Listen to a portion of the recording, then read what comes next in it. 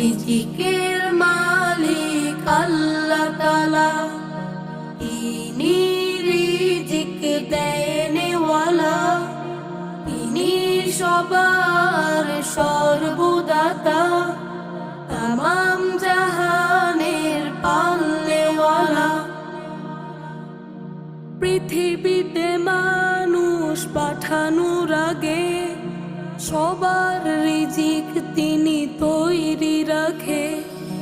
যে তার গুণগান গায় তাকে, যে সাড়া দেয় না তার ডাকে।